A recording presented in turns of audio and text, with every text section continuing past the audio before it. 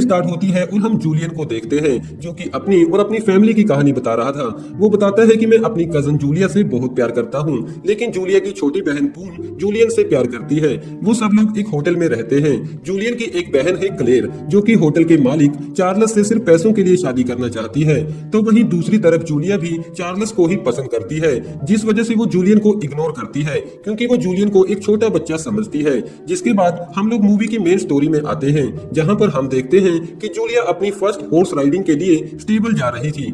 वो जैसे ही स्टेबल पहुंचती है तो वहां पर एक एंथनी नाम का नौकर दूसरी नौकरानी के साथ जबरदस्ती इंटीमेट होने की कोशिश कर रहा था। वो जूलिया को देखकर डर जाता है और उस नौकरानी को वहां से जाने देता है। अगले सीन में हम देखते हैं कि जूलियन अपनी वेकेशन से वापस आ जाता है और जूलिया की छोटी बहन पून उसका वेलकम करती है। पून जूलिया को देखकर काफी खुश होती है क्योंकि वो उससे प्यार करती है। वो उसे नाश्ते के लिए किचन में लेकर चली जाती है, लेकिन उनके किचन का माहौल थोड़ा अजीब है क्योंकि एंथनी का जब भी मन होता है तो वो किसी भी नौकरानी को टच करने लगता है और वो जूलियन को भी जस्टिन की ब्रेस्ट देखने के लिए कहता है जो कि उनकी एक नौकरानी है। जूलियन ये देखकर काफी एक्साइटेड होता है क्योंकि अब वो भी बड़ा हो रहा था।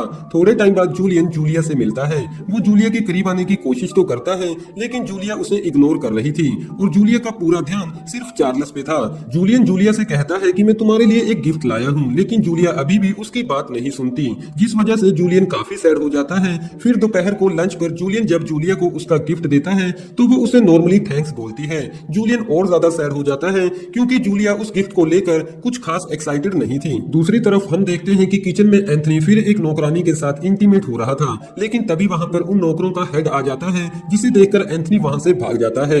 अगले दिन हम देखते हैं कि जूलियन जूलिया से बात करने के लिए उसे साइकिलिंग पर लेकर बाहर आता है, लेकिन यहाँ पर भी जूलिया जूलियन की बात नहीं सुनती।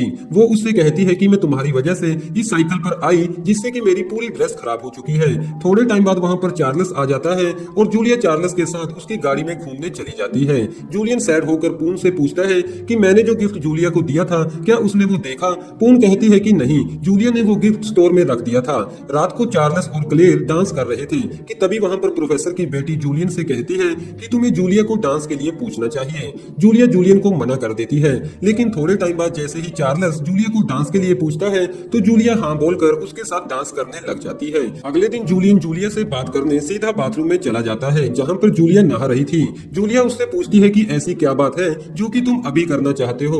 जूलियन उससे कहता है कि मैं तुमसे प्यार करता हूँ, लेकिन जूलिया जूलियन को बाथरूम से बाहर निकाल देती है। अगले दिन चार्ल्स क्लेयर के साथ इंटीमेट होने की कोशिश करता है, लेकिन वो अपने इस प्लान में नाकाम हो जाता है। जिसके बाद चार्ल्स जूलिया को बाहर घुमाने ले जाता है और उसके करीब आने की कोशिश करता है, लेकिन जूलिया उसे अपने करीब आने नहीं देती।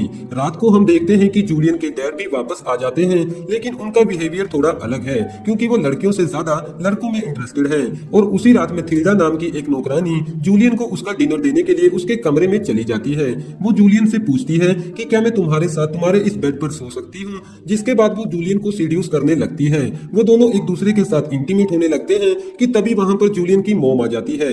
वो ये सब कुछ जूलियन के डैड को बता देती है, लेकिन जूलियन का फादर जूलियन से कहता है कि अगली बार तुम अगर कुछ ऐसा करो तो कोशिश करना कि तुम कभी पकड़े ना जाओ। सुबह हम देखते हैं कि उस नौकरानी की जगह एक नई नौकरानी आ चुकी है, जिसका नाम मर्लिन है। चार्ल्स उस नई नौकरानी के साथ फ्लर्ट करने लगता है और उसे अपने कमरे में बुलाता है, लेकिन उनकी ये सारी बातें पून सुन लेती है। वो ये सब कुछ जूलियन को बताती है।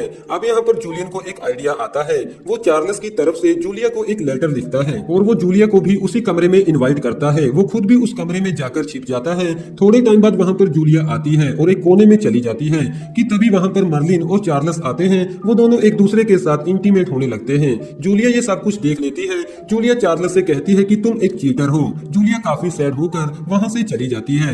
रात को प्रोफेसर की वाइफ जूलिया को सैड देखकर उसे कंफर्ट देती है और उसे कहती है कि तुम्हें खुश होना चाहिए क्योंकि कल तुम्हारा बर्थडे है। सुबह पार्टी में भी जूलिया का मूड कुछ ठीक नहीं था। वो किसी से भी ठीक तरह से बात नहीं करती।